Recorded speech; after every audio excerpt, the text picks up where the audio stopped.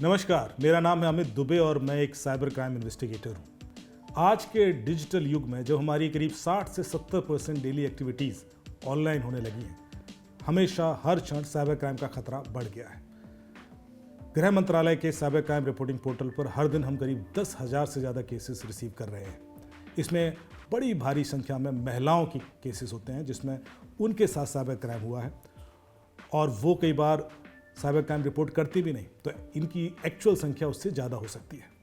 आज हमारे साथ समाज के अनेक वर्गों से कुछ महिलाएं हैं जो रिप्रेजेंट करती हैं डिफरेंट प्रोफेशंस को, और हम उनसे डिस्कस करेंगे कि उनके संग कोई साइबर क्राइम यदि हुआ है या उनकी नॉलेज में है या उनके क्या अनुभव रहे और हम उन क्राइम से कैसे बच सकते हैं। तो हम आज शुरुआत करते हैं। नमस्ते अमित जी, मेरा नाम कोमल है। अभी मेरी ग्रेजुएशन ख़त्म हुई है और मैं अब HR प्रोफेशन में काम कर रही हूँ। और इस प्रोफेशन में मैंने देखा है कि लिंक्डइन पे आजकल ज़्यादातर ऐसा होता है कि लोग अपने डिटेल्स, अपने रेज्यूमे जिनमें उनका फ़ोन नंबर, ईमेल आईडी और बाकी डिटेल्स होते हैं, वो कई ऐसी जगहों पे भेज देते हैं जो वेरीफाइड नहीं होते हैं, क्योंकि जब तुम जॉब ढूंढ रहे होते हो तो तुम्हें ज़रूरत होती है। तो ऐसे जगहों पे फिर हम कैसे वेरीफाई करें कि हम अपने डिटेल्स जिन्हें दे रहे हैं वो ऑफिशियल वेबसाइट्स हैं और उनमें हमारे डिटेल्स का मिसयूज़ नहीं होगा। कोमल, ये बहुत कॉमन तरीका है लोगों के डेटा चुराने का। जितने जॉब पोर्टल वेबसाइट्स हैं या लिंक्डइन के थ्रू कई बार लोग आपसे रिज्यूमे मांगते हैं, वो आपका डेटा चुराने के लिए होता है और वो डेटा बिकता है।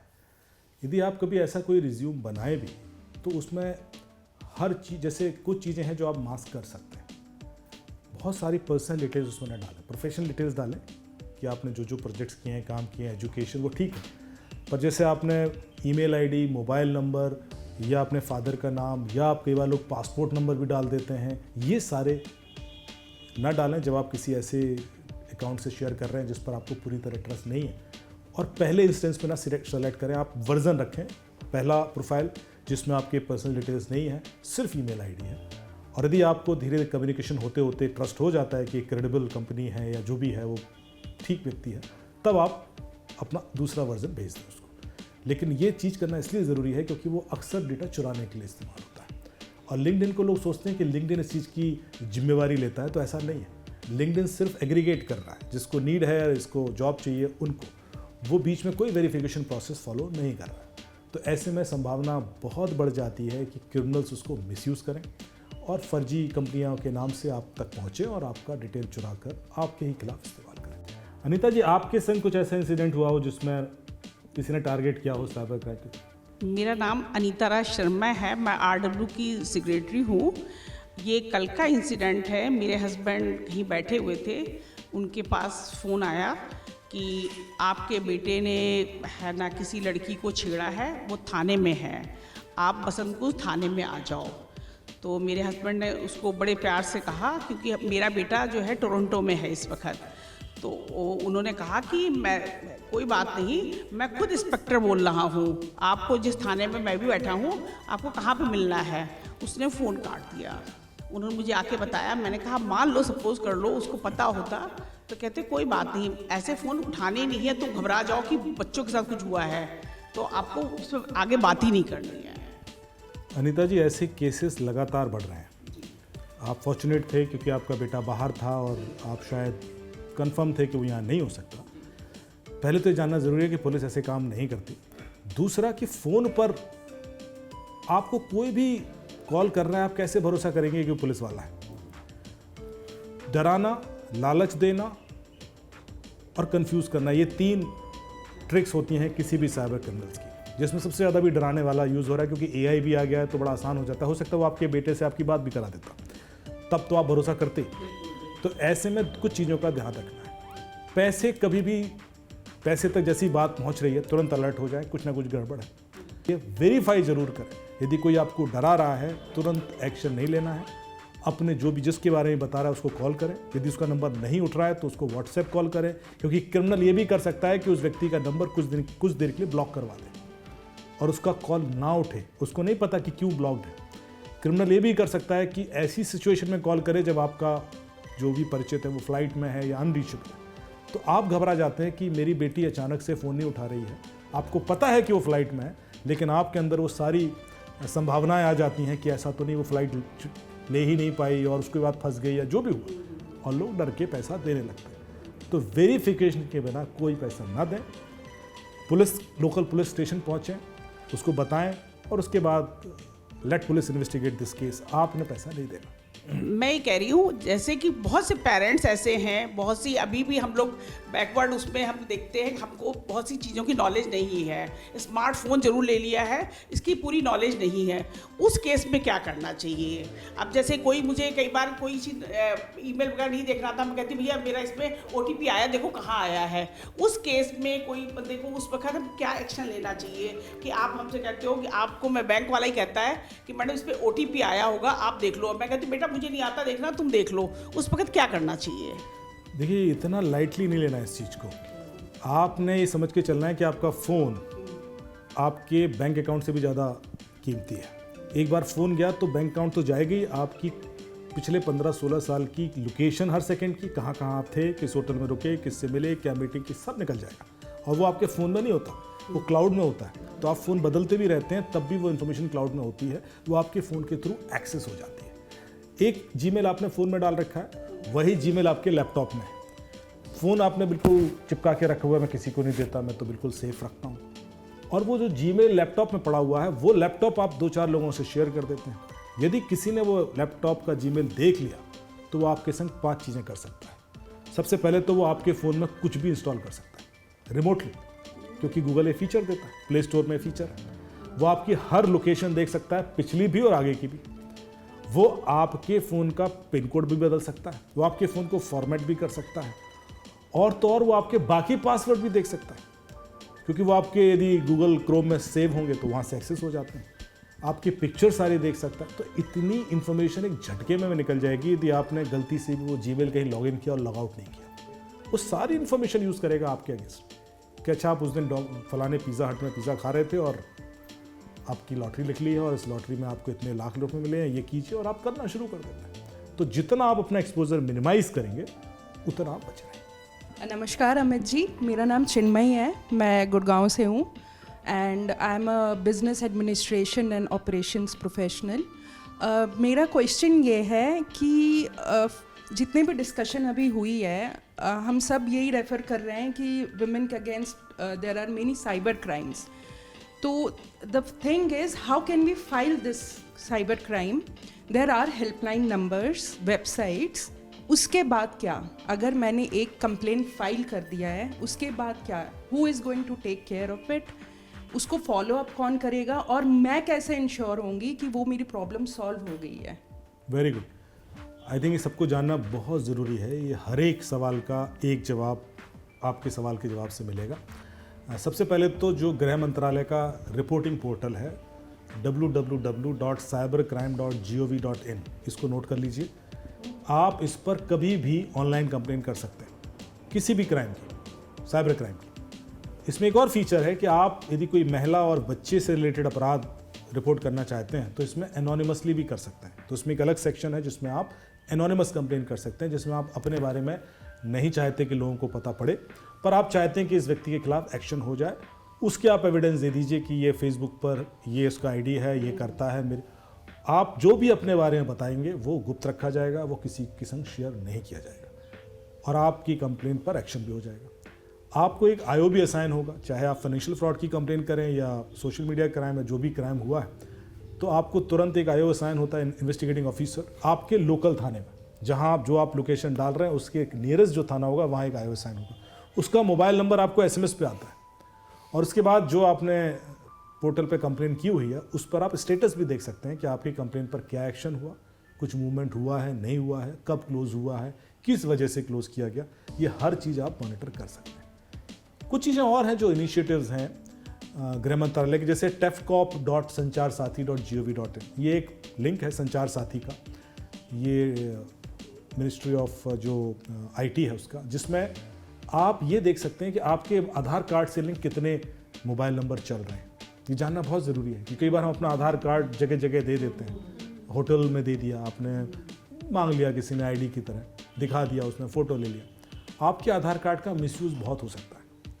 तो ऐसे में आधार कार्ड ऐप से अपना मास्क आधार कार्ड डाउनलोड करें। आप आधार कार्ड की ऐप इंस्टॉल करें, उसमें मास्क आधार कार्ड का ऑप्शन होता है जिसमें आधार कार्ड डाउनलोड हो जाएगा PDF। आपके पूरे आधार के नंबर नहीं दिखेंगे, सिर्फ लास्ट की 4 डिजिट दिखेंगी और वो आधार कार्ड एक्सेप्टेबल है हर जगह जहाँ भी आपको दिखाना है, होटल में या एयरपोर्ट पर। जो ओपन आधार कार्ड है बड़ा उसका मिसयूज ऐसे होगा कि उससे तुरंत उस नंबर से सिम कार्ड ले लिए जाएंगे आपके नाम से।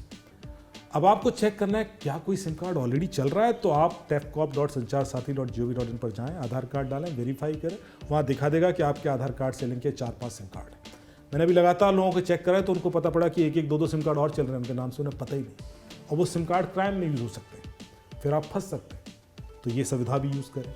इसी वेबसाइट पर संचार साथी की यदि कोई फ़ोन चोरी हो जाता है तो आप तुरंत रजिस्टर करा सकते हैं अपना IMEI नंबर। वो नंबर IMEI तुरंत ब्लॉक हो जाएगा सारे ऑपरेटर को, किसी भी ऑपरेटर पर वो नंबर फिर नहीं चलेगा, वो फ़ोन जो है हमेशा के लिए ब्लॉक हो गया। आप यदि उस फ़ोन मिल गया आपको और उसको इनेबल करना चाहते हैं तो उसी वेबसाइट पर जाकर आप ही उस फ़ोन को इनेबल करा पाएंगे। मेरा इसी से रिलेटेड एक और सवाल है।